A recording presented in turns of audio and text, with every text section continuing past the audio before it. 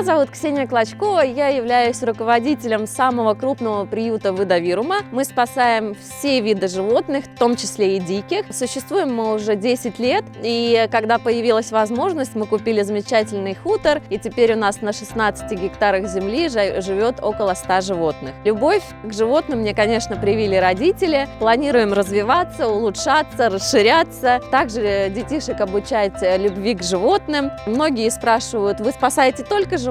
Нет, я также еще участвую в поисках людей. Так что развиваемся, стремимся, улучшаемся.